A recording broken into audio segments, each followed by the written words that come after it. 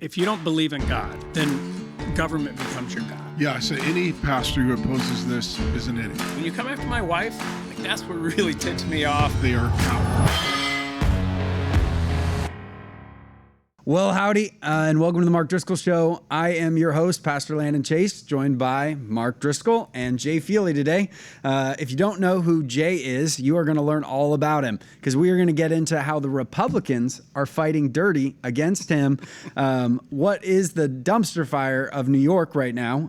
And we are going to end with talking about Texas making Bible reading mandatory and whether that's a good thing for Christians or not. So, Jay, just wanted to introduce you to everybody online. So we're very thankful. He is my pleasure. You're running for Congress in Arizona, and we got 3 weeks to finish this fight, right? 3 weeks to the primary, and then the real fight starts. Yep, Yeah. 100%. How important is this office and this election? Just even in the national, I mean, it's a massive issue nationally, this particular seat. So Arizona 1 is the seat I'm running for, basically Scottsdale, the greater Scottsdale area. It's one of the only swing seats in the country that an incumbent Republican isn't running. The current Congressman David Schweikert's running for governor, so it was an open seat. It's an R+1 seat, which means it's very much a swing seat. And it's a seat that Democrats have identified. There's 3 to 5 seats in the country that they've said, hey, we can go win those seats. And if we win those 5 seats, we'll flip the House and we'll control the House, and then we'll impeach President Trump on day one.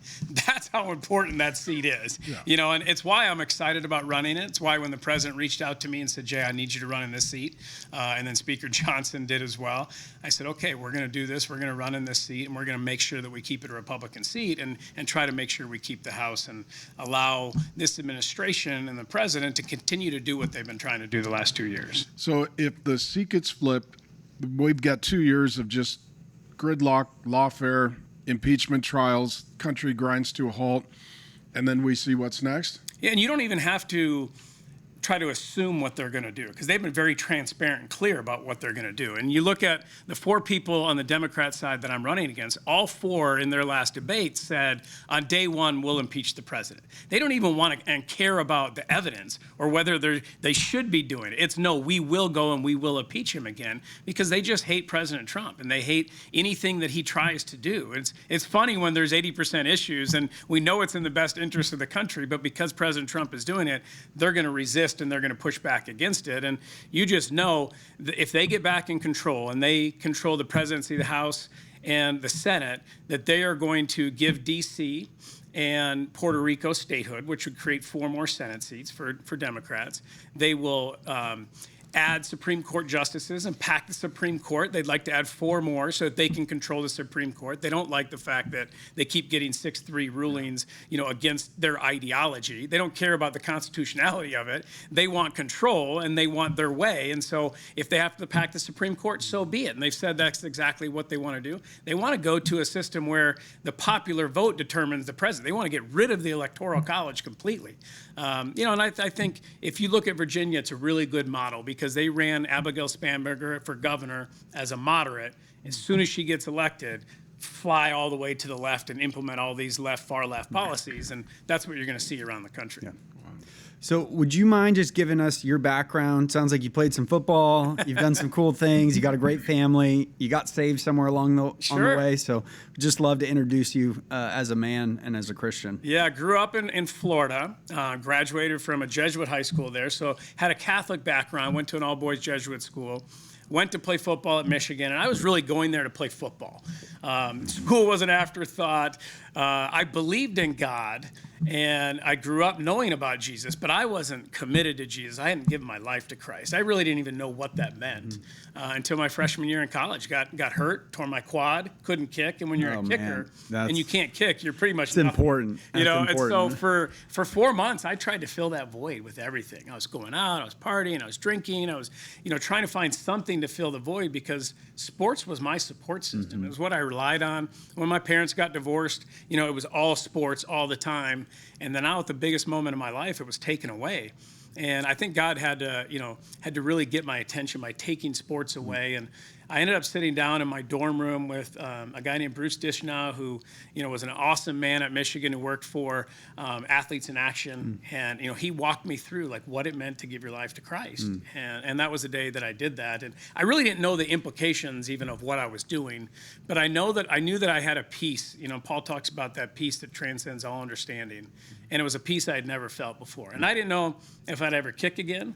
But I knew I was going to live my life with God from that moment on, and it changed, everything in my life. That's awesome. And certainly doesn't mean that I was perfect. It doesn't mean that I did everything the right way. I say it all the time. I'm a sinner saved by grace, trying to live for God on a daily basis. But that kind of started that. And then I played in the NFL for 14 years. Then was a broadcaster for CBS the next 10 years when I retired, and then started thinking about getting into politics for a few years. President Trump and Jim Jordan and a few others have been asking me to run for a number of years, and finally said yes, and finally decided, I don't want to be on the sidelines anymore. I want to do something that has real meaning and real impact on our society. And I felt like running for office and standing up for my Christian faith and the beliefs that I have, and fighting for the future of our country, for our kids and our grandkids. Has that come at a cost for you and your family? Yeah, but it always came at as a cost. So when I was in broadcasting, you're working for CBS, if I posted anything with President Trump, I got called in the principal's office all the time. And it was the same conversation all the time. They call me and Jay, we want you to focus on football. I'm like, yeah, but if I'm a liberal and I'm posting, leftist things about trans ideology or gay pride or whatever, you guys, not only will you not call them in, you're gonna promote it. And so why, if I'm doing something respectfully and I'm with the President of the United States and I'm golfing with him or I'm doing an event for him, why are you calling me in and saying you don't want me to talk about it? If I were meeting with Barack Obama or Bill Clinton, I know we wouldn't be having the same conversation. Get a promotion, yeah. That's right. So I certainly did. And, even, you lose endorsements, you lose things because President Trump, so many times people have pushed back so hard against him and they just hate him that, they don't want people standing up for him publicly. And, I always did. I was not unafraid. It doesn't mean he's a perfect man, not at all. But he is fighting for the things that I believe in. Yeah. Yeah. You told us a story right before, and I thought it was a Democrat attacking you. It turns out it's not. It's one of your own guys, one of the Republicans fighting you, and fighting really dirty. I think the audience would love. It's a very helpful story to understand what politics are behind the scenes. And I would say before that, maybe set up your family. We had dinner with you and your wife. She's great. She's way better than me. Oh, I mean, I outkicked my coverage. Yeah, she's great, and she was a Christian school teacher and a wife and a mom, and you guys have been married a long time. Maybe set up context to your family so when then they weaponize a photo with your wife, it puts it in the context of just how nasty it is. So we've been married 28 years. We have 4 kids of our own. We have 2 kind of bonus kids that we brought here from Haiti that we consider part of our family as well. And then we got 4 grandkids. And, we've moved all over the country as I played on 6 different teams and settled out here in Arizona. And, Rebecca became a teacher and was an anatomy and biology teacher, teaching in a Christian school. Loved the opportunity to share God and Christ in school in regard to science, because she just knew when these kids get to college and the ideology that they're going to have in college and the lack of God in any way involved in science, I got to give them this foundation that they can hold on to when they get to college. And so she just loved that. And, God and Christ has been a big part of our entire marriage and our family. And, we love people. We've tried to utilize the blessings that God gave us in football and broadcasting to impact people's lives. And, we tried to bring that into the political process. That's why I wanted to get into politics in general. We need more people in office who don't need it, who aren't going there to enrich themselves, who have a faith as their foundation and want to go there for the right reasons. And I thought that the Democrats would be nasty and go after you and, do all the shady things. And then all of a sudden, unfortunately, my father-in-law had Parkinson's and had been fighting it for a long time and had gone downhill quick. And we were actually sitting with him at his bedside as he was passing away, the day he passed away. And, we get this text message with a picture from 25 years ago, my wife and I and Bill Clinton when we met at Michael Jordan's golf tournament down in the Bahamas. And it has her face blocked out to make her look like an Epstein girl. And it says, Jay Feely partying in the Bahamas with Bill Clinton. What else is he doing in the islands? Kind of referencing just asking questions. Epstein. mean, yeah. It's just dirty. And I felt like, listen, if you want to come after me as a man, I got into the political arena, that's fine. When you come after my wife, like that's what really ticks me off. And, I kind of went back at him a few times when I saw him. And, he kind of said, well, I can't control everything that, people in my campaign do, which is garbage. Like, I had a conversation with my general consultant at the very beginning when I announced that I was running, because they bring you all the opposition research and, they do all this stuff and here's all the garbage on everybody. And, you have a decision to make. Are you going to run a campaign where you're just going to smear people, or you're going to try to find as much dirt as you can? And I'll be candid. Like, I had Republicans who told me, here's how you win and get reelected. In your first election, you be as nasty as possible. You destroy whoever it is you're running against so that no one will ever want to run against you again. And my wife and I were like, yeah, no, that's not going to happen. That's not who we are. It's not how we're running. It's not why we got into this race. I'm not going to do that. I'm going to stand up for the beliefs that I have. I'm going to fight for those beliefs, but I'm going to do it in a way that I believe honors God and is the right way to do it. Yeah. It is nasty, though. You're married 28 years, Christian marriage. Your wife teaches at a Christian school, and they're blurring her photo out from 25 years prior, trying to make it look like part of the Epstein scandal. I mean, that's just a level of nasty. And it kept going, because then once that starts. Well, they're like, Jay Feely, he did all this stuff in Haiti with Bill Clinton. He loves the Clintons and stuff. And I'm like, okay. I met somebody from the Clinton Foundation when I was going down to Haiti on a flight, because we were building homes and churches and had a feeding program in Haiti. It's the poorest nation in the Western Hemisphere. Absolutely. And then crisis hits, and they don't even have an infrastructure. They don't have a military. And then they elect literally a carnival singer, I think it was Sweet Mickey or something, as the president. And so now you've got a destroyed country that was the poorest in the Western Hemisphere, now run by a carnival singer. Yeah. And it's like there's a need for help. Absolutely. Like you've never seen poverty. No, like I was on the ground. I was on the ground right after crisis hit, and I've never seen anything like it in my life. I mean, buildings collapsed, churches collapsed, human beings trapped in the rubble screaming, and there's no police, there's no medics, there's no one coming to help. And walking around are thousands of young men that have no ambition and aren't even moving rubble to save human lives. It was apocalyptic. Women walking up trying to hand you their children and saying, like, please take them. Yes, and do exactly. something and save them. Please put them on the plane. Yeah, exactly. And so you're going down there, and when I was on one of the flights, one of the Clinton Foundation people was asking me, we sat next to each other, and they're like, what are you doing? And I said, well, we have this deaf village that we built, and we had, because they were getting attacked by the gangs, raped, killed, because they were deaf. And so we put them all into one village and built all the homes, but there was no electricity. They said, well, we have solar lights that we can bring in country. Awesome. Bring them in, help them, give them the ability to communicate with sign language, get rid of a lot of the petty crime that happens, and then they use that against you. And they're like, oh, you're partnering with the Clinton Foundation. I'm like, listen, I am not embarrassed about the work that I did down there. No. I don't agree with what they did with the money that they got, and whatever happened, that's on them. That's not on me and the work that we're trying to do for Christ to help people. No, very influential people. We're not pro-Clinton around here, but the foundation... We're pro-solar for deaf people that are getting murdered in Haiti. Yeah, exactly. Totally. And if you're in that fight, we're with you. Another out-of-country experience for you was Israel. And you've been outspoken that has really deepened your faith and shaped your faith.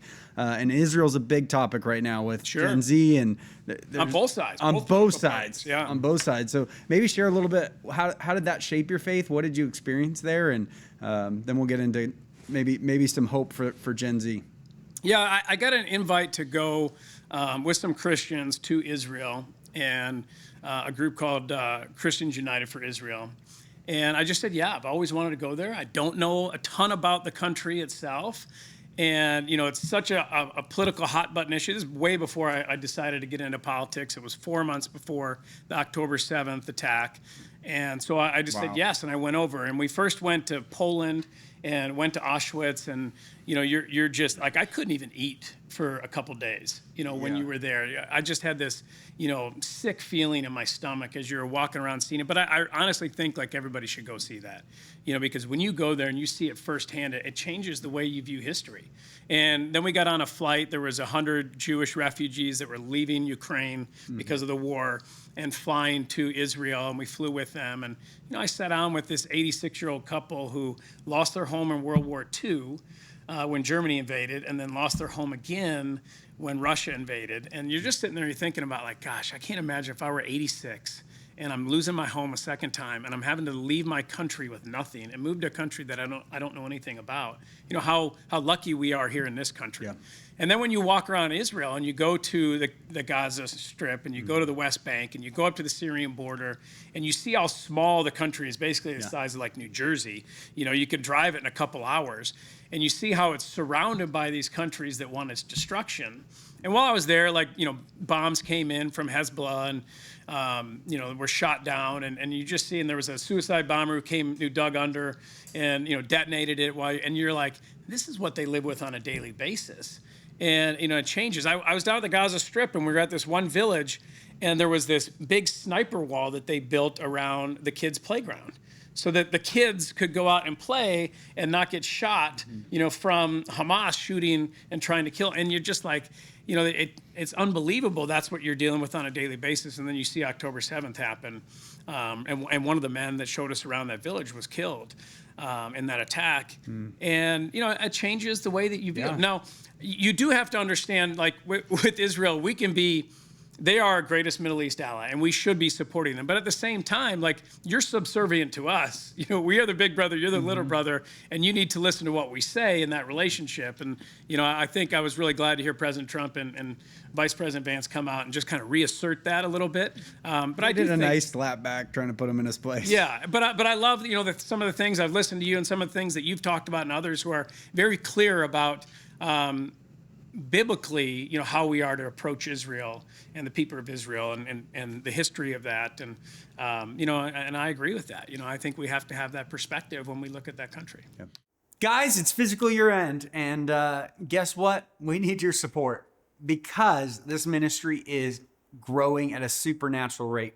God is pouring out his blessing on this ministry with so much vision and so many people hungry for solid, trustworthy, courageous Bible teaching. And that's what we will promise to deliver always to you. We will not sway from the truth. Pastor Mark will always punch culture in the face, and we need your help to do that. You can stand with us at Real Faith by supporting us between now and fiscal year end, which is June 30th.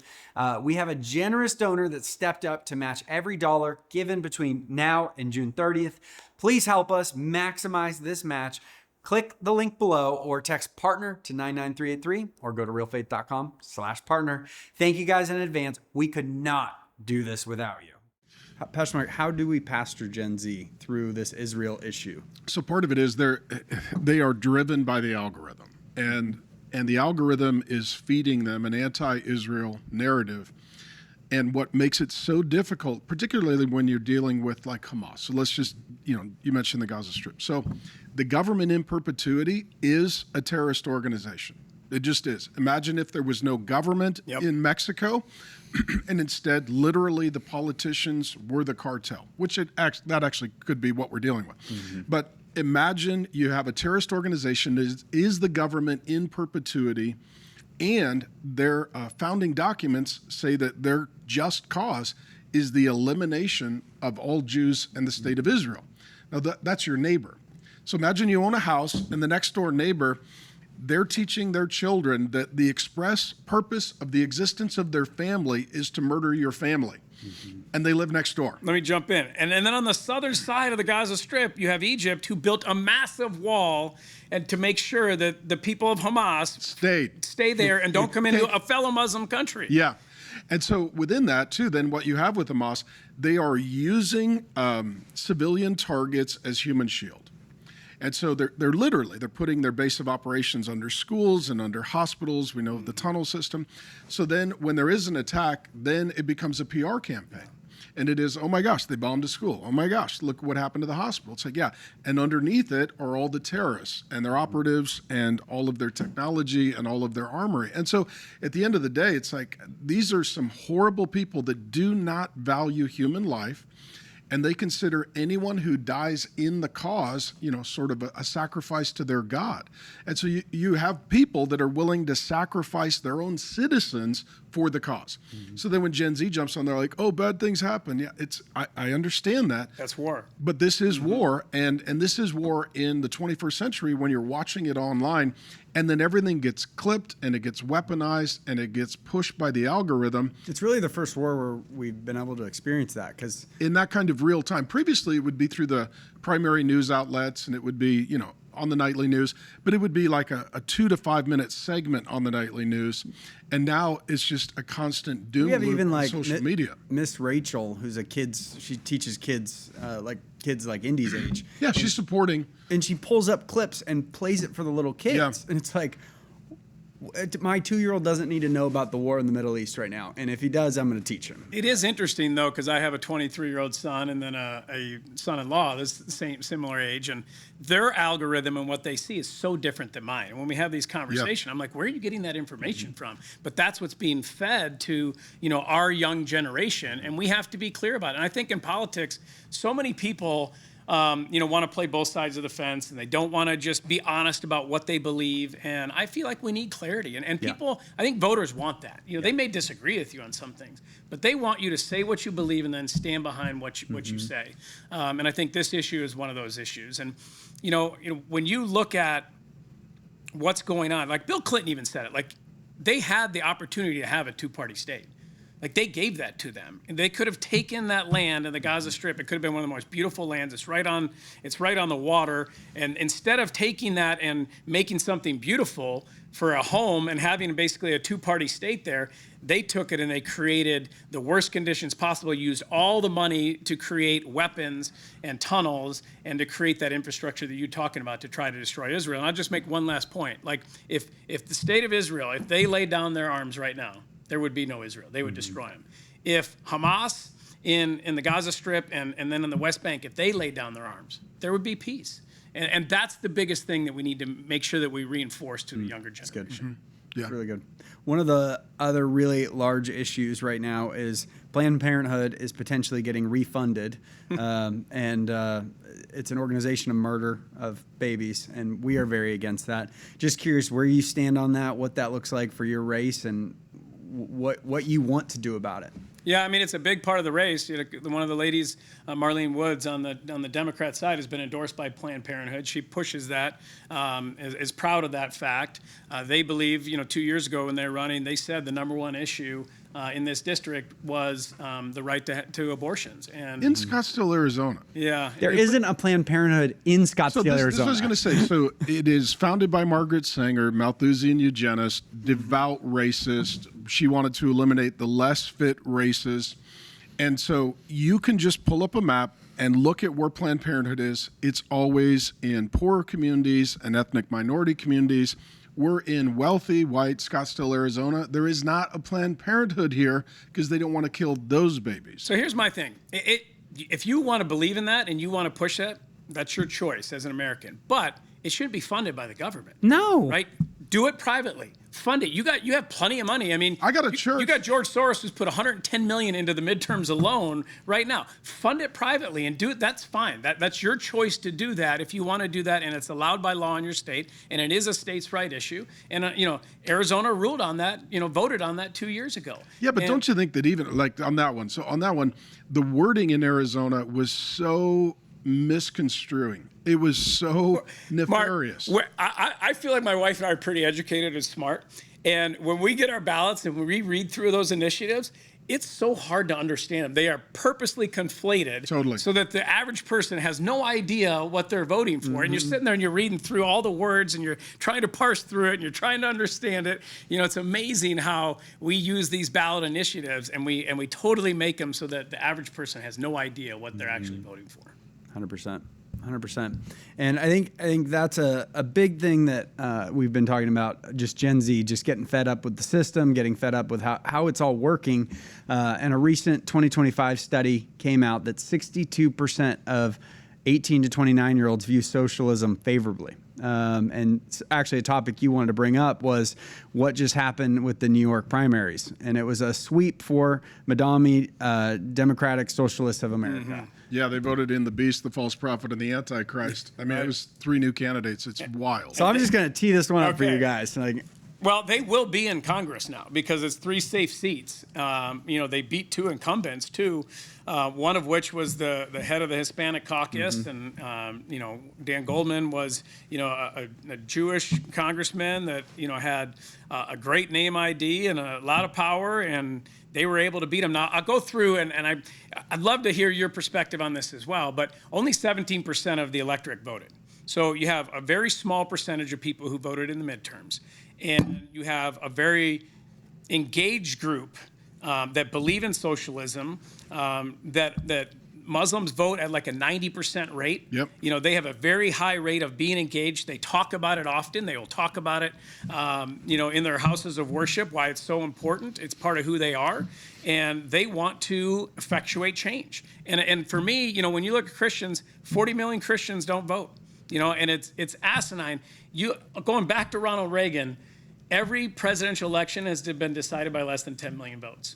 And we have 40 million Christians that sit on the sideline and don't engage in the process and don't vote. And it's so important, especially in this midterm, to understand what we are fighting against and where the Democratic Party is going, because they have a civil war that's going on right now. Yes. And the party of the rational Democrats, like my father and grandfather's Democrats, the old school Democrats, the blue dogs, it doesn't exist anymore. They are being replaced. And Hakeem Jeffries got up there and was giving a speech, and they started chanting towards him, "You're next, you're next." Like, they want to get rid of all the old school Democrats, and they want not just socialism, they want communism. And they want to seize the means of production. These members of the House, they ran on things like ending the American empire, getting rid of Western civilization. They said that 9/11 was our fault. It is all anti-American rhetoric that comes from the schools. I mean, the Democrat Party has become the party of the elite, the educated elite, and it's ideology in our colleges that is, spewing this rhetoric, and we need to fight against it. So the rise of socialism is the greatest existential threat to the country, in my opinion, and that is, it is incompatible with a future for the country. And so, for those that don't know, I mean, socialism is technically the half step to communism. That's literally what Karl Marx taught. Lenin said the same thing. Vladimir Lenin said the exact same thing. He says it's a 2-step process. And by communism, if you want to know what the game plan is, just read the Communist Manifesto. It's abolition of private property. It's abolition of inheritance. Everything is owned, and all means of production are controlled by the government. And if you read the fine print, it actually says that the government has the right to relocate citizens according to the needs of the nation. So let's say you're a person that is against the government. They can move you to the middle of nowhere and separate you from your family and blow up your entire legacy. Detroit, here we come. Yeah, exactly. And so, but within that too, I mean, historically, socialism does not generate wealth. It redistributes it until the wealth is gone. And I don't know if you know this, it's a fun fact, but so you've got the Communist Manifesto as Marx and Engels, both raised in Christian families. Both then become devout atheists. Marx, I've said this many times, he only worked briefly once in the course of 14 years. Sounds like a lot of Democrat politicians now. While he's writing his first book on economics, and what's wild is, it is an economic philosophy, but there's no math in it. I mean, if you understand economics requires math. It's always failure to the There's no math mean. in it. It's regression to the mean. So what happens is, like, who is funding, this cause? Well, it's Engels is funding Marx, but Engels got his money from his Christian, entrepreneurial, capitalistic parents. And so literally his family generates wealth and then he squanders it to oppose Christianity and capitalism. And so to me, it's like, show me a place where socialism and communism produces capital, and then we'll talk. Until that happens, all you're looking at is a shortened future for the country. And so those who are young, too, they don't understand. When the government borrows money, at some point, you're going to get taxed to pay for it. And so this entire move for the nation, it is the end of the country if it actually continues in that direction. And now you've got people voting with their feet. They're moving. Mm-hmm. So Margaret Thatcher's great quote, right? Socialism works until you run out of other people's money. Yeah. But why is it so popular right now, especially with young people? Victim. And when you look at Mondami, 64% of the people who voted for him were not born in America.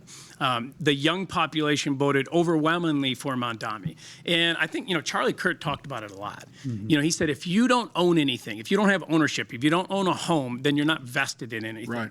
And the average age of the first-time home buyer now is 40 years old. Mm-hmm. And we've got this young generation growing up with massive debt from going to college and taking on, a couple $100,000 in student loan debt, interest rates over 6%, housing costs going up massively. And I talked about this in my last debate. If you let 10 to 20 million illegals come across the border, it pushes housing. Absolutely, because they're going to rent homes, and you're going to drive rent prices up, and then that is going to correlate to the cost of home ownership going up. And then when you print trillions of dollars, you're going to cause hyperinflation, 9.5%. That's exactly what we saw in the Biden administration. And then interest rates are going to soar. And so you have all these factors working against young people being able to buy a home, being able to believe that they can be a success economically, and then when you bring in, everything that happened over the last 20 years when we offshored, 90,000 manufacturing plants and, about 7 million manufacturing jobs, then young people are like, well, I can't make it, and then they throw their hands up and they say, well, if I can't do it, I want government to do it for me. And that sounds really good. You're going to have, rent-controlled apartments and rent stabilization, and you're going to have, free buses and free subways, and you're going to have grocery stores that are owned by the state, and we're going to be able to get free groceries. Awesome. I love that. It sounds good. But it just doesn't work. I mean, Mondami's grocery store alone, the one store is going to cost $30 million and take like 3 years to open. And then what will happen is that there'll be nothing on those shelves, and people will leave, like you said, and they're leaving New York. And I think New York is going to be, when you look at what's going to happen in New York, it'll be in retrospect, a warning sign to the rest of the country about being deluded by these beliefs in socialism. So I grew up in Seattle, the People's Republic of Seattle, which now has a socialistic mayor that I don't think could win a third grade spelling bee. Who lived at home with her parents up until 40 years old until she became a mayor. Yeah, and like Nick Fuentes. Her husband doesn't even work a job, and they have to pay for childcare because he won't even watch his own kids. So it's unbelievable. But when I was there, people would ask me all the time. So Seattle was the future. New York is the future. When I was there, there was the socialists and there were the Democrats. And people would ask, well, what about the Republicans? There aren't any. They haven't voted for a Republican since Ronald Reagan. So like when the elections come, there's no Republican headquarters. You can't go get a bumper sticker. And that's literally where the Democratic Party is. The Democratic Party would now be the moderates and the conservative adjacent. Bill Clinton couldn't be a Democrat now. No. JFK couldn't be a Democrat at all now. No, but you're looking at the left is going to an absolute extreme. And I think what's pushing it is just the absolute hatred for Donald Trump as a human being. Mm-hmm. So if you know him a little bit, I don't know if you know him well or a little bit, like... We've known each other for about 2 decades. Okay, so is he a decent human being? Is the Antichrist somewhere in the middle? Yeah, as you get to know him personally, and you spend time with him, you're impressed more and more with him. He's very smart. He's knowledgeable. He's got a vast base of knowledge. He'll engage with people. Like I brought my son to play golf with him the last time we played golf, and we played a number of times together. And so I said, hey, can I bring Jace? He hits it far. Like President Trump will love playing with him. They said, sure. He spent the entire golf round talking to him, engaging with him. Here's a 20-year-old kid who can't do anything to help him, and he's going to ask him about his life and his goals and his dreams and talk to him. And that's the kind of person he is. And then when you're around, people will come up to you and be like, hey, he paid off my house when, I was going to lose my house, and nobody knows about that. Or he walks around, he hands out, $10,000 to people, all the workers there. And, there's just such hatred towards him, and they've created this whole mantra of like, he hates people, he's racist, he only cares about the wealthy, where all he's doing is fighting to try to bring manufacturing back, trying to reset trade parameters, trying to do his best for the average worker, and trying to drive down costs, drive down taxes. And I'll tell you one story. I was I was doing an interview, and Franklin Graham was back there in the green room. And it was really cool because my wife, her dad was saved at a Billy Graham crusade, actually on the radio. And so she was able to tell Franklin Graham, like, hey, my dad was saved by your dad. And, he was like, you don't know how many times, like, I get to hear that story, which is just amazing for me. And so I asked him, I said, have you seen a difference in President Trump since he was shot? He said, absolutely. Like, he knows that God saved him for a purpose and a reason. And you got to think, like, when you go through something like that and you're that close to death, you start thinking about, the bigger picture and what you're trying to accomplish. And like, for me, that was a big moment. When he was shot, that's when I started asking myself, like, what are you willing to sacrifice? If this guy's continually willing to put himself on the line for the American people and risk being killed, and we've seen at least 3 assassination attempts. And then we saw what happened to Charlie Kirk getting murdered for standing up for his beliefs, for being willing to have conversations with people. To hand somebody that hates him a microphone. That's right. And say, hey, everyone else, give them the respect that they deserve and let them articulate their beliefs. Yeah. And then we're going to have a conversation, a dialogue. And for that, somebody killed him. But I started saying, okay, Jay, what are you willing to sacrifice? And that's when I said, yeah, I'm willing to give up my job in broadcasting that I only have to work 5 months of the year and they pay you really well to do it, to fight for something that I believe is much bigger and will have a lasting impact on our future. Yeah. That's huge. A lot of guys need to get in the fight. A lot of guys need to get activated, not just go into retirement, comfortable years. I think Trump set a really good example of that because he literally could just be sitting on a beach or at Mar-a-Lago with his family and enjoying it. He's got grandkids. He's got an awesome family. That's one of the best, I think, resumes for President Trump is looking around at his family and how much they adore him all the way around. So it's very cool that you're taking that step in. Would you maybe say a word to guys that were in your life stage, maybe a little comfortable, like got a great job, got a great life, already got an awesome legacy. If you phoned it in today and headed to heaven's gates, you'd be like, hey, I'm in a good spot. But you decided to pick up the gun and go to war again. What would you say to other guys that are kind of wrestling with that? I think too much is given, much is expected. And good. I think, at the end of the day, we're all going to stand before God and you're going to have to answer, do you know my son? Did you accept him as your savior? And then what did you do with the blessings that I gave you and the opportunities I gave you? And I think, for Christian men in particular, like, be willing to get in the fight. Care about, like, the political issues. Here's the thing, people always they're like, I don't want politics talked about in my church. I want a separation. I'm going to go to church to learn about God. The problem is that the political arena has overlapped the church. It continues to go in. When we look at, the willingness of politics to get into this gender fight and to redefine gender, to redefine marriage, all these issues that are really spiritual issues, they're issues of the church that now government is trying to control. That's where that fight you have to be willing, especially pastors, like, be willing to talk about political issues. Yep. Have the courage to guide your flock. You don't have to tell people who to vote for, but you certainly should be talking and setting the parameters for what this fight is. And, I left a church because, they embraced the whole social justice mantra and, we're pushing that forward and, stopped talking about, Jesus and started talking about all these social justice issues. And, we saw that with BLM and, that whole farce. And, for me, it was just being willing to get into the fight. Yeah. But I think in general, Christians have to care about the political process and educate themselves so that they can talk about it and be willing to talk about that with their family and their friends. It's really good. It's really good. Something else that just recently made the news is the Texas State Board of Education voted 9-5 to approve required text for reading text for kids to include Bible stories right alongside the classics. We have a good friend out there, Nate Schatzline. I don't know if you've heard of him. He was state rep out there, and he was in a lot of the fights in Texas that got like gender clarified and marriage clarified and abortion overturned, a bunch of really awesome fights. And he was a pastor that turned politician. Now he does a bit of both. But really cool to see some of the wins out of Texas lately, like the 10 Commandments being posted in classrooms, some things that are like, oh, wow, did we just rewind 50 years? This is cool.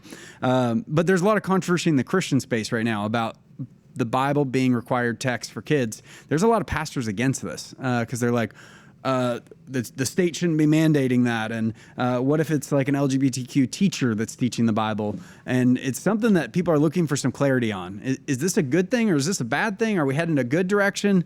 Are we regressing? What would you guys say? Well, I'll start, then you take over, because I'd love to hear your perspective. But, for me, if you're going to have sexually explicit books all over in, our libraries for our children, I'd love to have the Bible there as well and the Ten Commandments up. And I think God's word is transcendent. And even if somebody who, wants to pervert it and try to, use it not for godly purposes, I do believe over, the course of history, God continues to show that regardless of man's fallacy and failures, that his word is going to be true and it's going to be timeless and it's going to have an impact and it'll touch people's hearts. And I think just for that reason alone, it's a good thing. Yeah, I say any pastor who opposes this is an idiot.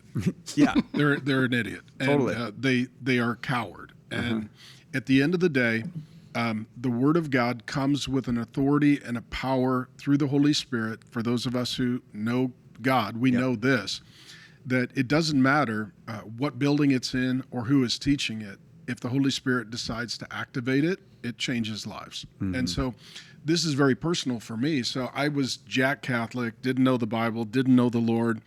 I took a Bible as lit class at a public high school in kind of the Seattle area. And I think my teacher was this close to being a Christian.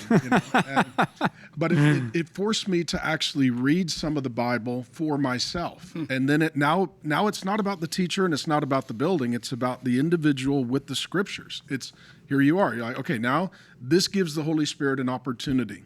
And so for me, I started having a curiosity about the Bible in a Bible is lit class. I think it was a junior in high school. And as I started to read it, I realized that even what I assumed it said was very different. And I disagreed with it, but at least it forced me to interact with it. And it was, fun fact, the gal that sat in front of me in that class, she introduced me to my wife. They're still friends of ours and attend our church.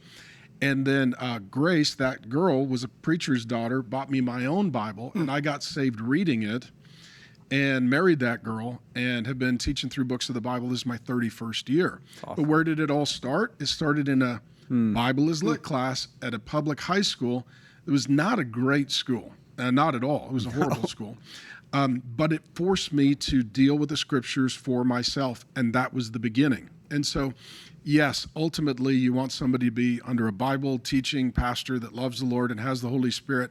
But the point is this, if you can just get somebody started in the scriptures, that could end up changing the course of their life. And so, to me, any pastor is like, well, here's the problem. Half the churches, the person in the pulpit doesn't know what the hell they're talking about anyways. At least the tranny in the public school isn't pretending to be a Christian. Yeah. To me, it's the Lesbiterians and the mainline abominations that are denominations. No, it's James Talarico that's pretending to be a Christian. Those are the wolves. And so, I can take, somebody like, I don't know Jesus and read it as literature. Great. That's not confusing at all.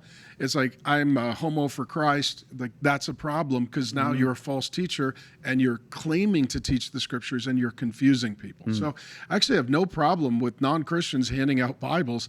It's the pseudo-Christians, it's the counterfeit, it's the woke pseudo air quote Christians. To me, those are the dangerous ones. Yeah. James Talarico is who scares me. He's terrifying. A guy who presents himself as a pastor, who has an easy way of communicating, and he draws people in. And what really scares me is the impact that I've seen on Christians, on real Christians, on people that we know that are friends that are like, oh, I like him. And he validates a lot of the feelings that Christians have, with that social justice kind of Christian mentality. And they're like, oh, okay, see, I'm right. He's I'm twisting right the scripture to make them. Yeah. When you say God is non-binary, and when you say that Mary had autonomy over her body and had to give God permission, to put Jesus inside of him, like it's heresy what he says, but he does it in a nice, kind, gentle way that brings people and deludes people. And, even Christians, that I know love the Lord, like listen to him and are deceived by that. And that's really what's scary to me. But the problem is that people are taught, and most pulpits are terrible. they're terrible. I'll just say it. Most preachers should go find another job. And for the most part, we need a whole new generation of preachers, because when people don't get any clarity, then they're easily confused and led astray. And most people think that the primary message of the Bible is you're supposed to love people. The primary message of the Bible is you need to know who God is. I mean, it opens, in the beginning, God. So the whole theme and thesis of the Bible is get to know who this God is. And it's not about this horizontal relationship with your neighbor. It's first and foremost your vertical relationship with God. And Jesus even says this: love God, love neighbor. Until you get this figured out, you don't even know how to do this.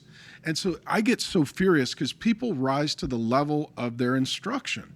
And most people, it's not their fault. They don't know the Bible and they don't have a biblical worldview. It's the fault of the pastor who didn't really inform and educate them. And to me, I'll just say it over and over. Find a church that primarily goes through books of the Bible. And then you're actually going to learn how to think. Otherwise, it's just cherry picking and it's proof texting, and usually it's moralizing and it's psychologizing. And then you have people like, I love Jesus and I don't know a damn thing. Well, that's not very helpful. Yeah, and the thief on the cross, like, all he knew was that Jesus was Lord. That was it. And that was all he needed to get into heaven, to be with Jesus that day. Yeah. We don't need to add to the gospel That's right. to get people there. But people, if you're going to live the Christian life, you do need biblical worldview. Yeah. So as issues come, you have a grid to interpret. And most people don't. They do know Jesus, and then they have a secular worldview. And the result is then you can go to heaven, and in the time between meeting Jesus and going to heaven, you can be wrong about most things and also a bad witness. And you can still go to heaven because you're saved by grace, not by worldview, but your fruitfulness comes out of your worldview. And so if you want to live a fruitful life and not just, and this is where I get so frustrated, accept Jesus and die and go to heaven. What do you do in the middle? What are you going to do with your freaking life? Who are you going to teach? Who are you going to reach? What are you going to do?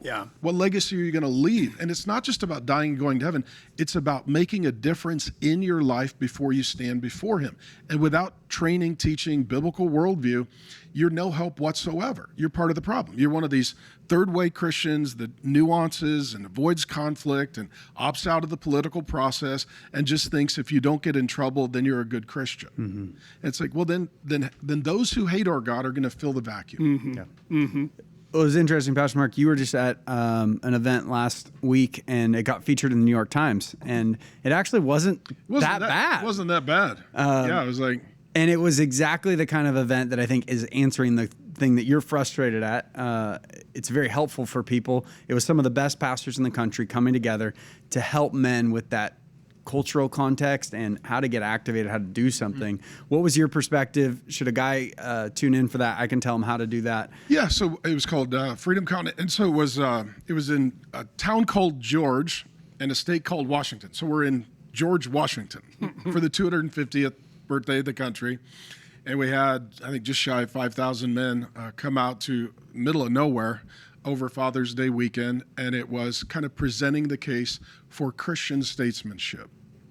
And, and it is weird because people are like, well, we're against white Christian nationalism, but you're for brown Islamic nationalism. You totally are. So this isn't about whether or not people of faith get to be involved. It just depends on what side of the fight that they're on. And so I got to give a talk. I gave an overview of Genesis and Exodus, like a 45, 50-minute Bible study to 5,000 or so men, just making the case that you can't even approach the scriptures without having an opinion on political issues. So Genesis ends with a believer being in the government. Joseph is in Egypt. Exodus opens, there's no believer in government. They're murdering the babies and taking away religious liberty. Literally, the first two books of the Bible give you the two options. Do you want a believer in the government or not? And so the whole point of Exodus is God saying there's no believer in the government, and therefore the government is evil and tyrannical, murdering babies, taking away religious liberty. So the rest of Exodus is God destroying a government. So you can't teach the Bible and be like, we don't talk about government. You're like, well, God crushes one in the second book. Like, this is the story. And so for me, I presented my case and, did my thing, and everybody else did their thing. It was a great time. But yeah, if people want to get all of that content, it's great. We had politicians involved and Eric Metaxas was there. Eric Metaxas was there. And Yeah, talked about his book Revolution. And very good. Tim Barton was there. Tim's awesome. Brilliant insights. We need to get Tim on the show soon. Yes, brilliant insights on actually the faith of those who founded the country. Mm-hmm. And is America a Christian country? Well, there's no such thing as a Christian country. People repent of sin and receive Jesus Christ. But is the country informed by Christian and biblical principles? Absolutely. Absolutely. Mm-hmm. Absolutely. It's like 60, the highest quoted text in all the founding documents is the Bible, and it's not even close. It's like 66% of the founding documents include the Bible. It is wild. But he helps, just like the Gen Z brain rot, hate Israel, hate Trump, all that.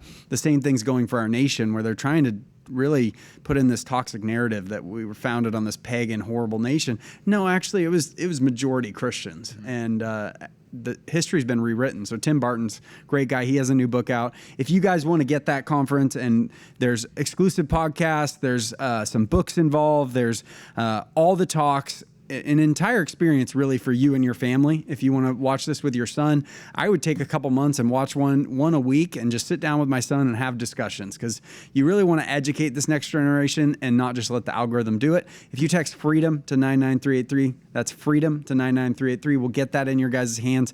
Tons of resources, and it'll really inform you on all the things we're discussing today. And Jay, thank you so much for joining us today. My pleasure. I'll leave you with the last word, and maybe tell them where they can find you, how they can help support Sure. as we end. I think for me, the last word would be, if you don't believe in God, then government becomes your God. And that's what we're seeing. We're seeing so many people on the left that don't believe in God, and so everything they do is about government, making government bigger, taking away individual liberties, believing that government is the answer. Government as savior. That's right. And that's what we're fighting against. That's why I wanted to get into this race. You can go to jfeelyforcongress.com and check out our campaign and see all my beliefs on the issues. But more than anything, just get involved in your fight. We need more Christians that, go and run for their school boards. We need more Christians that want to get on their city councils. We need Christians in the fight, understanding the political issues, willing to talk about them. Sit down with your family and friends. You can talk like Charlie Kirk did in a respectful, kind, loving manner, but stand up for truth and bring people together. That's what we need to continue doing. I appreciate being on here with you. No, we love you. Appreciate it. It's good to get to know you and your wife. And she's great. And you guys have been married 28 years, and you could be doing a lot of other things. Sure, certainly be easier not running for office. I met her. She's nice. She's cute. I mean, you could just hang out with her and not do this. I like hanging out with her. I know. I understand. So appreciate your sacrifice. my pleasure. Appreciate your family. And thank you for being a genuine believer. And and we're going to be supporting you. We'll be praying for you. Thanks, Mark. And when you win, we'll be cheering for you. Love it. It's awesome. Appreciate it, Lynn. Well, thank you guys for tuning in. It's been a great show. Drop your questions in the comments below, and we'll see you guys soon.